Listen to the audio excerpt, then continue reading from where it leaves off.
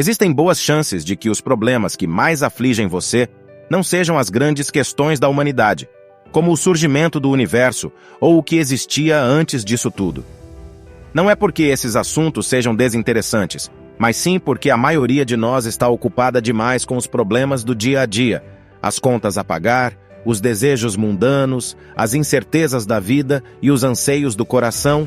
Mas antes de darmos o próximo passo, eu queria pedir para você se inscrever e deixar o like, para que esse vídeo possa ajudar mais pessoas. E se você quiser aprender mais sobre o Estoicos, estou deixando no comentário fixado algumas obras que me ajudaram no caminho do estoicismo. Entretanto, poucos pensariam em buscar respostas para suas angústias na filosofia. De fato, algumas vertentes da filosofia, por se ocupar com questões grandiosas, muitas vezes acabam se distanciando da vida real. Já o estoicismo faz justamente o contrário, sendo que ela te ensina o que você precisa saber para que você se torne uma pessoa melhor. Cícero escreve: existem erros cometidos por culpa de nossos conselheiros que nos ensinam a debater e não a viver. Todavia, há também erros cometidos pelos alunos que vêm à OS, seus professores, para desenvolver não suas almas, mas sua perspicácia. Assim, a filosofia, o estudo da sabedoria, tornou-se filologia, o estudo das palavras. E se existe alguma escola filosófica que tem como foco principal a vida real, que serve para toda e qualquer pessoa e que seja tão aplicável há mais de 2000 anos quanto nos dias de hoje, é o estoicismo. Ou então, qual seria a melhor maneira de descrever uma filosofia que tem como dois de seus maiores nomes Marco Aurélio, imperador romano e homem mais poderoso de seu tempo, e Epíteto, um escravo aleijado? Dois extremos que só se encontram no terceiro grande nome do estoicismo, Sêneca, um dos maiores intelectuais do Império Romano, que foi da alta posição no Senado ao exílio, retornando mais tarde à alta posição como conselheiro do imperador Nero e, finalmente, sendo condenado à morte pelo próprio imperador. O peso da liderança, o sofrimento da escravidão, o desespero da decadência e o medo da morte não parecem problemas nada distantes dos que você enfrenta hoje em dia. Mas como os estoicos lidavam com essas dificuldades e todas as outras que a vida te apresenta? Não é o que acontece com você, mas como você reage é o que realmente importa. Epíteto, um dos grandes nomes do estoicismo, diz que o estoicismo é diferenciar a experiência externa, ou seja, as coisas que estão fora de nossa mente, da experiência interna, ou seja, as nossas interpretações e reações a experiências externas. Basicamente, é separar o que você pode controlar daquilo que não pode ser controlado, e então, gastar sua energia somente com o que pode controlar. Não importa o quanto nos esforcemos, nunca teremos total controle sobre os eventos externos, a percepção que os outros têm de nós, a nossa posição no mercado de trabalho e até mesmo a nossa saúde. Claro que podemos e devemos fazer o possível para sermos bem-sucedidos, cuidar da saúde, etc. Mas nunca sabemos o que o destino reserva. A única coisa que temos total controle é como vamos interpretar e reagir a acontecimentos da vida. Marco Aurélio escreve: a felicidade de sua vida depende da qualidade de seus pensamentos. Tudo o que o imperador romano escreveu ganha outra dimensão quando sabemos que ele escrevia exclusivamente para si mesmo, numa espécie de diário que viria a ser publicado póstumamente com o nome de Meditações. Então, quando Marco Aurélio diz: não perca mais tempo discutindo sobre o que um homem bom deveria ser, seja um, ele dá um tapa de luva na própria cara, mas por tabela, acerta eu e você. Estamos diante da obra do homem que foi o mais poderoso em seu tempo, considerado o último dos 5 grandes imperadores de Roma. Ele não tinha motivo algum para parar e refletir sobre seus vícios e virtudes, mas, ao invés de se apegar ao tamanho de seu poder, ele se preocupava em ser um homem bom e justo. Sabia que as suas atitudes falavam mais alto do que as palavras, e no ápice de seus luxos, concluiu que muito pouco é necessário para uma vida feliz. Está tudo dentro de você, em seu modo de pensar. Essa ideia é a base fundamental do estoicismo e é ecoada nas palavras de Sêneca.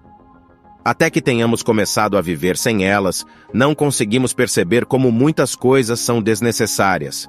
Nós as possuímos não porque precisamos delas, mas porque assim o fazemos. Um pensamento que se mostra cada vez mais verdadeiro em um mundo crescentemente consumista e encontra morada no atual ressurgimento do minimalismo como forma de vida. É no mínimo curioso que algo escrito 2000 anos atrás, quando se tinha tão pouco comparado aos dias de hoje, chegue à mesma conclusão que estamos alcançando agora. Provavelmente, pela nossa falsa concepção de que podemos encontrar a felicidade adquirindo coisas e tentando mudar o que nos desagrada no mundo externo. Isso cai por terra outra vez. Afinal, o vazio no seu peito não pode ser preenchido por bens materiais. Os estoicos eram claros ao dizer que o que você deve mudar é a sua visão interna. Cícero escreve: se você realmente quer escapar das coisas que incomodam, o que você precisa não é estar em um lugar diferente, mas ser uma pessoa diferente. Você não pode fugir de você mesmo. Onde quer que formos, vamos nos encontrar. Mas será que temos como encontrar paz interior independentemente das condições externas? Não se importar com as adversidades? De acordo com Epíteto, sim. No momento que talvez seja mais duro e difícil do estoicismo, mas que provavelmente melhor resume os ensinamentos dessa filosofia, ele diz: doente e ainda assim feliz, em perigo e ainda assim feliz, morrendo e ainda assim feliz, no exílio e ainda assim feliz. De repente, essa passagem não teria tamanha significância se não viesse de alguém que viveu boa parte da sua vida como um escravo, que, segundo fontes históricas, foi aleijado pelo seu próprio dono, ou seja, alguém que fala com conhecimento de causa e não é um teórico que se sentou para escrever palavras de efeito. Epíteto, aliás, nem é seu nome real, que permanece desconhecido até aos dias de hoje. É apenas uma significação que, na verdade, significa comprado ou adquirido. Como Sêneca diz, às vezes até viver é um ato de coragem. É importante ressaltar que o estoicismo não defende a resignação perante as injustiças ou a simples aceitação passiva dos males que vêm. Sêneca, por exemplo, defende o tratamento humano dos escravos em sua época, e Marco Aurélio teve que liderar um dos maiores impérios da história do mundo, tomando decisões importantes durante uma época conturbada por guerras e pela peste antonina. Mas eles acreditavam que, para gerar mudanças positivas nos outros, era necessário primeiro cultivar as 4 virtudes estoicas: coragem, justiça, autocontrole e sabedoria. Como Marco Aurélio escreve: se não for certo, não faça. Se não for verdade, não diga. E se você incorporar os ensinamentos estoicos em sua vida, poderíamos encontrar maneiras de melhorar a sua vivência? Como a serenidade perante o sofrimento, a arte de viver uma vida feliz sob qualquer circunstância, a coragem para enfrentar os desafios inesperados com justiça, o autocontrole para não sucumbir ao pensamento destrutivo e a sabedoria para reconhecer aos ensinamentos, afinal, é impossível para um homem aprender aquilo que ele acha que já sabe. E mesmo que o patamar moral e ético pareça alto demais, isso não deve ser um problema. Epíteto mesmo disse: nunca vi um estoico completo. Se não for para você viver uma vida coerente com esses ensinamentos, para que, afinal, serviriam eles? Não devemos nos preocupar com a perfeição. Quando Sêneca diz: estamos mais assustados com a oralidade do que machucados, e sofremos mais na imaginação do que na realidade, parece que ele fala diretamente com a nossa geração.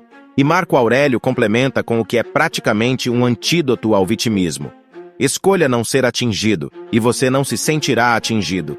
Não se sinta atingido, e você não terá sido. O estoicismo é uma filosofia milenar que parece não ter envelhecido um ano sequer e que te mostra o verdadeiro significado da mente sobre a matéria. Uma filosofia que, apesar de sua singularidade, tem diversas semelhanças com o cristianismo.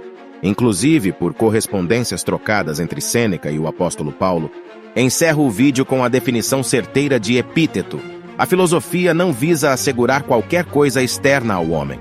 Isso seria admitir algo que está além do seu próprio objeto.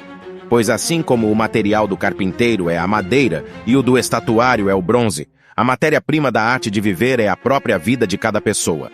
Vou deixar mais 2 vídeos aqui, caso você queira se aprofundar mais no mundo estoico, que está bem diante dos seus olhos,